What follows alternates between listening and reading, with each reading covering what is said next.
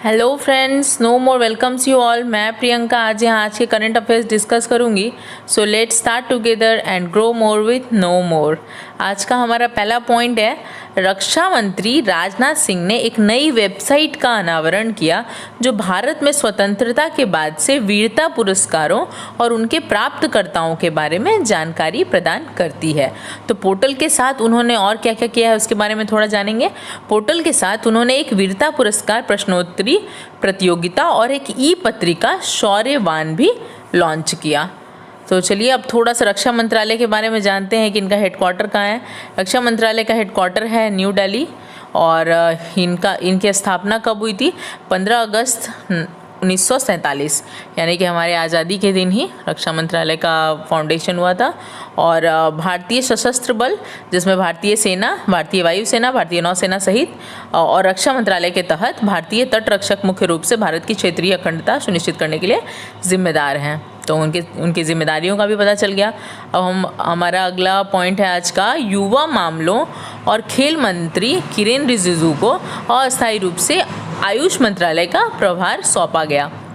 तो युवा मामलों और खेल मंत्री जो किरेन रिजिजू जी हैं, इनको अस्थायी रूप से मतलब अभी टेम्पररी बेसिस पे आयुष मंत्रालय का प्रभार सौंपा गया, क्योंकि आयुष मंत्रालय के जो स्वतंत्र प्रभार जिनके पास है, श्रीपाद येशो नाइक के पास, उनका अभी गोवा के एक अस्पताल में इलाज चल रहा था, इसलिए। अब आयुष मंत्रालय के बारे में थोड़ा सा जानेंगे कि आयुष मंत्रालय का हेडक्वार्टर कहाँ है। आयुष मंत्रालय का भी हेडक्वार्टर न्यू दिल्ली है और इनका फाउंडेशन कब हुआ था? तो आयुष मंत्रालय वॉज फाउंडेड इन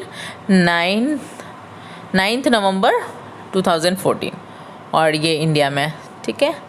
अब हमारा अगला पॉइंट है, 32 बच्चों को इस वर्ष प्रधानमंत्री राष्ट्रीय बाल पुरस्कार से नवाजा गया है और उनकी नवाचार, विद्वता, खेल, कला, संस्कृति, सामाजिक सेवा और बहादुरी के क्षेत्र में असाधारण क्षमताओं और उत्कृष्ट उपलब्धियों के लिए, ठीक है। तो ये इसमें से यही पूछा जाता है कितने बच्चों को प्रधानमंत्री राष्ट्रीय बाल पुरस्कार से नवाजा गया, तो 32 बच्चे आ गए।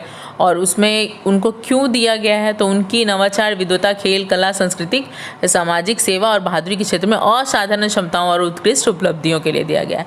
इसके बारे में थोड़ा सा डिटेल जानते हैं हम लोग। प्रधानमंत्री राष्ट्रीय बाल पुरस्कार, जिसे पूर्व में असाधारण उपलब्धि के लिए राष्ट्रीय बाल पुरस्कार के रूप में जाना जाता था, 18 वर्ष से कम आयु में असाधारण उपलब्धि हासिल करने वाला भारत का सर्वोच्च नागरिक सम्मान है, ठीक है।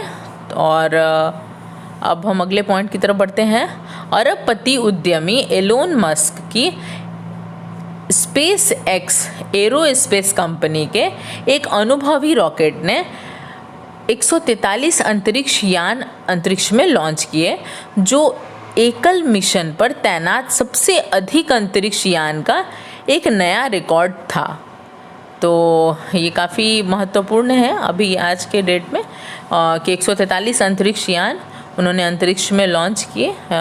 ऐसा एक अनुभवी रॉकेट उन्होंने ये बनाया और इसके बारे में हम लोग थोड़ा सा जानेंगे कि स्पेस एक्स क्या है। स्पेस एक्स के फाउंडर हैं आपके एलोन मस्क और इट वाज फाउंडेड इन 6 मई 2002 में इसका फाउंडेशन हुआ था और इसके CEO भी एलोन मस्क ही हैं।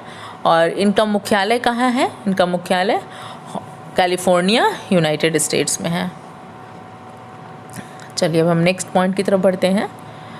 हमारा अगला पॉइंट है, केरल को 30वें राष्ट्रीय ऊर्जा संरक्षण पुरस्कार 2020 में इसके प्रभावी ऊर्जा संरक्षण कार्यक्रम के लिए राज्य नामित एजेंसियों श्रेणी में प्रथम पुरस्कार प्राप्त हुआ। तो बहुत ही गौरव की बात है कि केरल को 30th राष्ट्रीय ऊर्जा संरक्षण पुरस्कार 2020 में प्रभावी ऊर्जा संरक्षण कार्यक्रम के लिए प्रथम पुरस्कार प्राप्त हुआ है।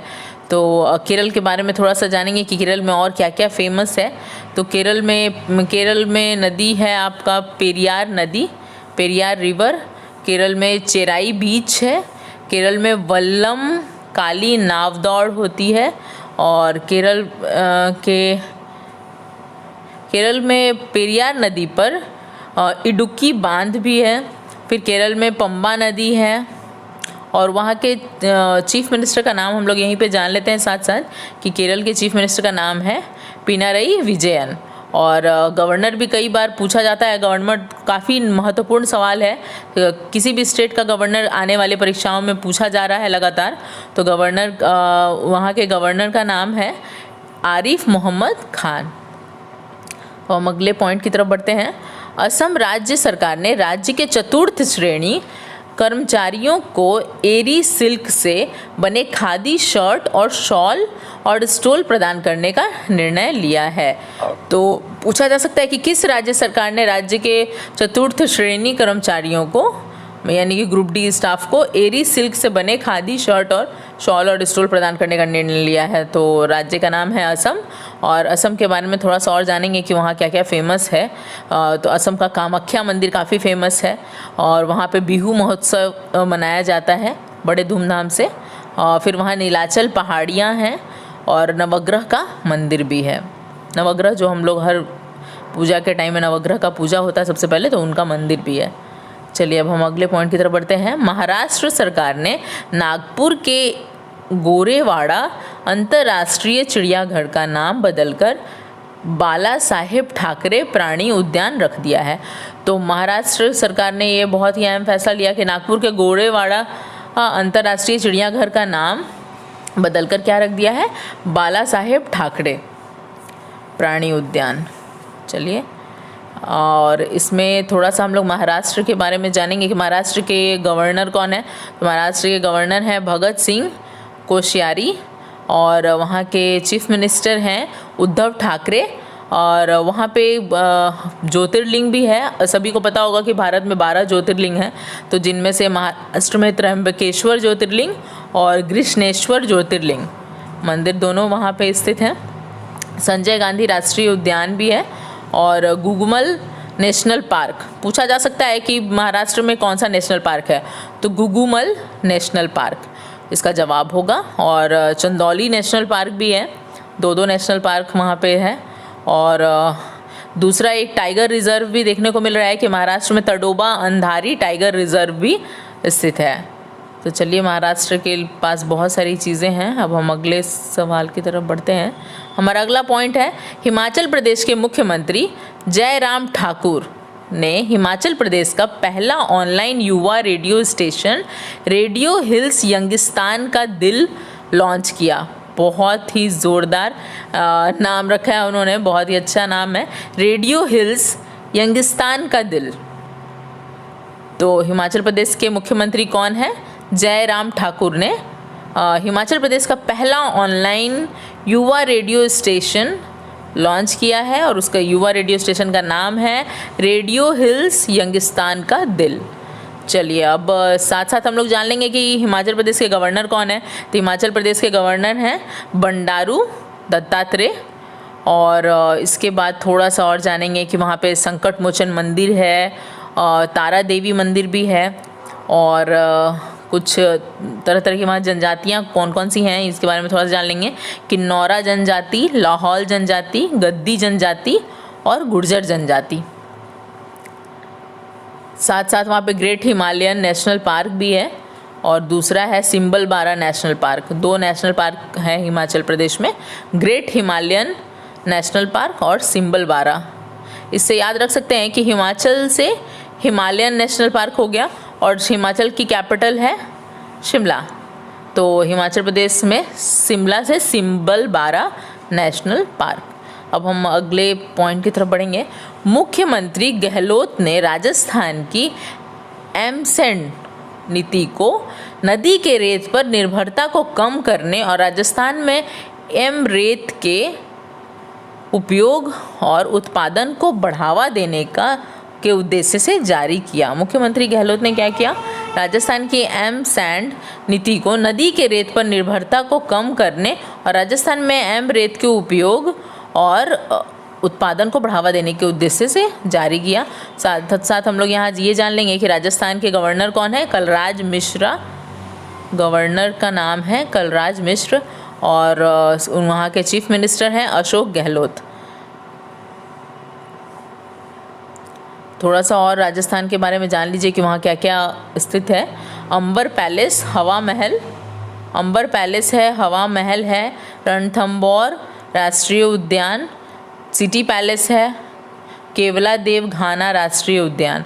नेशनल पार्क पूछा जा सकता है आपसे, केवला देव घाना राष्ट्रीय उद्यान। अब हम अगले पॉइंट की तरफ बढ़ेंगे। 21 से 25 जनवरी तक अंडमान और निकोबार द्वीप समूह में एक बड़े पैमाने पर त्रिसेवा संयुक्त द्विधा गति वाला अभ्यास एमफेक्स 21 का आयोजन किया गया था।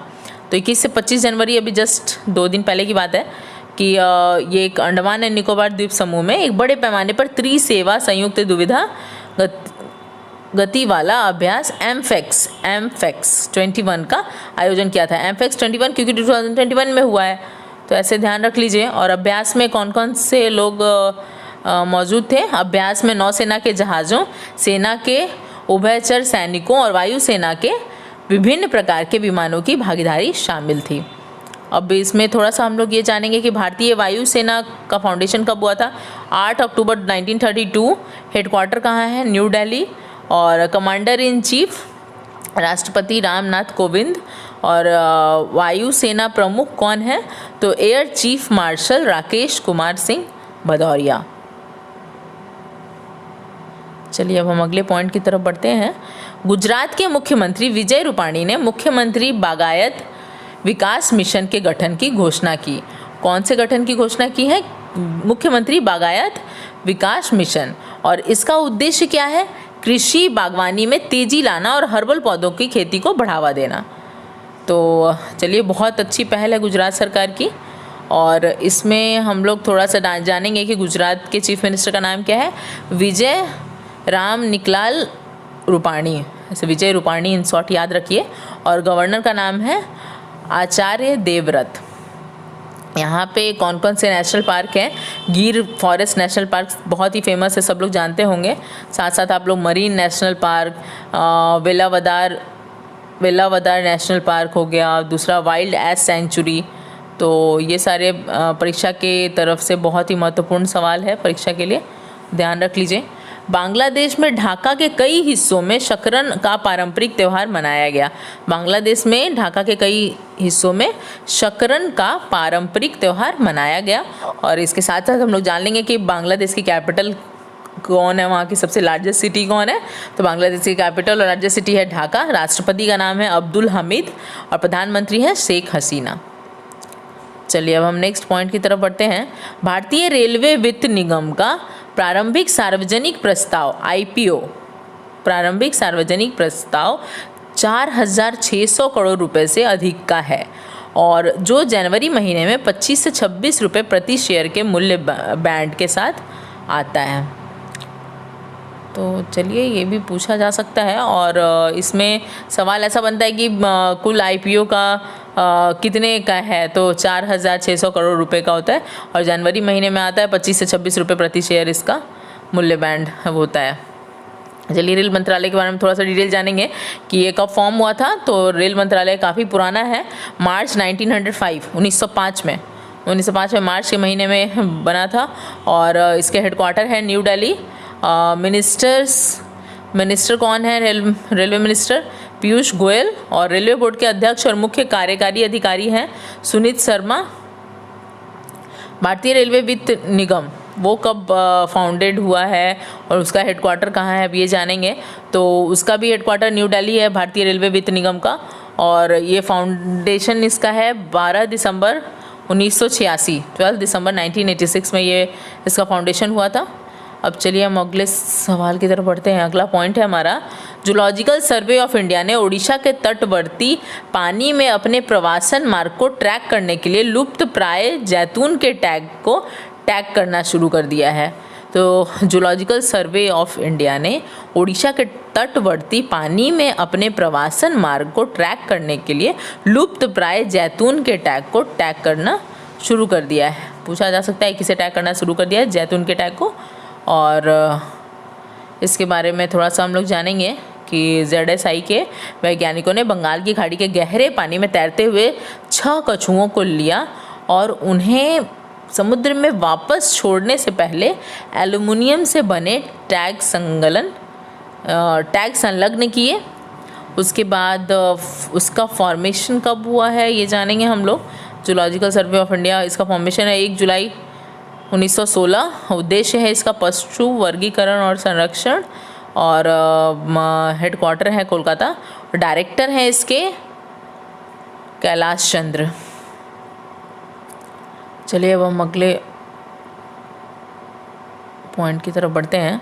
इसमें मतलब कछुओं को टैग किया गया है ताकि उनको ये देखा जा सकते उनके मूवमेंट को। और चलिए हम अगले पॉइंट की तरफ बढ़ते हैं। हमारा अगला पॉइंट है रक्षा अनुसंधान और विकास संगठन DRDO ने देश की पहली स्वदेशी मशीन पिस्तौल ASMI विकसित की। और चलिए बहुत ही अच्छी बात है कि हमारा स्वदेशी मशीन पिस्तौल बन गया है। इसका नाम है ASMI। और रक्षा मंत्रालय के बारे में थोड़ा सा, ये रक्षा अनुसंधान और विकास संगठन के बारे में थोड़ा सा हम लोग जानेंगे। इसका फाउंडेशन कब है? 1958। Headquarter new Delhi. अभी तक जितने भी हेडक्वार्टर्स हम लोग पढ़े हैं और हमारे 15 पॉइंटर सारे के हेडक्वार्टर्स न्यू दिल्ली हैं। बस एक ये ZSI का हेडक्वार्टर कोलकाता था। और चेयरमैन कौन है? तो G सतीश रेड्डी और सर हैं। और हालिया समाचार smart anti airfield weapon, smart anti airfield weapon, ये इसका हालिया समाचार है। चलिए हम अगले पॉइंट की तरफ बढ़ते हैं। संसद का बजट सत्र 29 जनवरी को राष्ट्रपति के अभिभाषण के साथ शुरू होगा, जबकि केंद्रीय बजट 1 फरवरी को पेश किया जाएगा। तो किसी सरकार का बजट कब पेश किया जाता है ये पूछा जा सकता है। ये रिसेंट चेंजेस है क्योंकि लास्ट ईयर से तो 1 फरवरी को पेश किया जाएगा। लास्ट टाइम भी 1 फरवरी को ही पेश किया गया था। और संसद का बजट सत्र तो आपको 29 जनवरी से ही स्टार्ट हो जाएगा। किसी सरकार का बजट उस सरकार के इच्छित राजस्व और व्यय का सारांश या योजना होता है। ठीक है, इसके बाद हम थोड़ा सा और जानेंगे कि भारतीय संविधान के अनुसार 112 के अनुसार आपको भारतीय संविधान के अनुच्छेद 112 के अनुसार 1 वर्ष का केंद्रीय बजट, जिसे वार्षिक वित्तीय विवरण भी कहा जाता है, उस विशेष वर्ष के लिए सरकार की अनुमानित प्राप्तियों और व्यय का विवरण है। चलिए पूछा जाता है किस अनुच्छेद के अंदर, तो 112 के अनुसार हम लोग कर सकते हैं। और इसके बाद हमारा अगला पॉइंट है मध्य प्रदेश प्रत्यक्ष लाभ हस्तांतरण के माध्यम से बिजली सब्सिडी देने वाला पहला राज्य बन गया है। मध्य प्रदेश प्रत्यक्ष लाभ हस्तांतरण के माध्यम से बिजली सब्सिडी देने वाला पहला राज्य बन गया है। तो चलिए बहुत ही गौरव की बात है। अभी आप लोगों ने समाचारों में सुना होगा कि वहाँ पे सोलर पैनल का सबसे बड़ा प्रोजेक्ट प्रधानमंत्री नरेंद्र मोदी ने उद्घाटन किया था। तो अब इसलिए वो बिजली सब्सिडी देने वाला पहला राज्य भी बन गया है। ये होना ही था। इसके साथ इसने केंद्र द्वारा प्रस्तावित बिजली सुधार की स्थिति को पूरा किया है और इस प्रकार अतिरिक्त उधार लेने के लिए पात्र है। चलिए थोड़ा सा और जानेंगे कि मध्य प्रदेश के चीफ मिनिस्टर कौन है। मध्य प्रदेश के chief minister Shivraj Singh Chouhan, governor हैं आनंदीबेन पटेल। और हालिया समाचार में भारत में विश्व की सबसे बड़ी फ्लोटिंग और ऊर्जा परियोजना नर्मदा नदी पर ओमकारेश्वर बांध पर बनने जा रही है। चलिए बहुत ही गौरव की बात है मध्य प्रदेश के लिए। अब हमारा अगला पॉइंट है एक टास्क फोर्स जिसका नेतृत्व समता पार्टी के पूर्व प्रमुख जया जेटली और नीति आयोग सदस्य स्वास्थ्य VK पॉल ने अपनी रिपोर्ट प्रधानमंत्री कार्यालय और महिला और बाल विकास मंत्रालय को सौंप दी।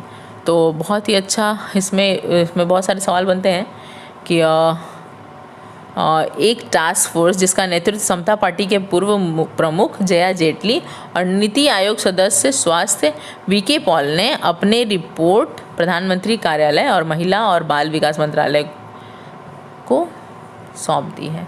चलिए इसके बारे में थोड़ा सा ये जानेंगे कि रिपोर्ट 18 से 21 वर्ष की आयु में वृद्धि की सिफारिश करती है, लेकिन चरणबद्ध तरीके से है। चलिए अब हम अगले पॉइंट की तरफ बढ़ते हैं। भारतीय राष्ट्रीय राजमार्ग प्राधिकरण NHAI कर्नाटक उच्च न्यायालय में पर्यावरण संरक्षण अधिनियम 1986 में दावा करते हुए उतरा है कि पर्यावरण की सुरक्षा के लिए ही नहीं बल्कि विदेशी शक्तियों के उदाहरण के लिए संसद द्वारा पारित किया गया था। तो भारतीय राष्ट्रीय राजमार्ग प्राधिकरण NHAI कर्नाटक उच्च न्यायालय में पर्यावरण संरक्षण अधिनियम 1986 में दावा करते हुए उतरा है कि पर्यावरण की सुरक्षा के लिए ही नहीं बल्कि विदेशी शक्तियों के उदाहरण के लिए संसद द्वारा पारित किया गया था। तो चलिए बहुत ही अच्छा बात है। अब भारतीय राष्ट्रीय राजमार्ग प्राधिकरण का फाउंडेशन कब हुआ था? 1988 में। और इसका उद्देश्य क्या था? राष्ट्रीय राजमार्गों का विकास और रखरखाव। इसका हेडक्वार्टर कहाँ है? Again new Delhi. और अध्यक्ष कौन है NHAI के? सुखबीर सिंह संधू। चलिए अब हम अगला और हमारा लास्ट पॉइंट है आज का। गृह मंत्री अमित शाह ने केंद्रीय सशस्त्र पुलिस बलों के कर्मियों और उनके परिवारों के लिए आयुष्मान CAPF योजना शुरू की है। पूछा जा सकता है कि कौन सी योजना शुरू की गई है केंद्रीय सशस्त्र पुलिस बलों के लिए, तो इसका जवाब है आयुष्मान CAPF योजना। और योजना गुवाहाटी में CRPF समूह केंद्र में शुरू की गई थी। पूछा जाता है कहाँ से शुरू हुआ था, तो ये गुवाहाटी में सबसे पहले शुरू हुआ था। तो चलिए friends, thanks for watching this video. अगर वीडियो पसंद आया हो तो लाइक कर दीजिए, अपने सजेशंस कमेंट बॉक्स में ज़रूर दीजिए, अपने दोस्तों के साथ शेयर करना बिल्कुल मत भूलिएगा। और सबसे पहले अपडेट्स पाने के लिए चैनल को सब्सक्राइब कर लीजिए, साथ साथ बेल आइकन ज़रूर प्रेस कर लीजिए। तो इसी तरह की वीडियोज़ मैं आपके लिए लेकर आती रहूँ। चैनल को सपोर्ट करते रहिए जैसे अभी तक आप लोग कर रहे हैं, और आगे आप लोग का और प्यार बढ़ता जाएगा और हमारा अपडेट्स और भी आता रहेगा चैनल पे। तो चलिए कल फिर मिलते हैं नेक्स्ट अपडेट्स के साथ। Till then bye bye.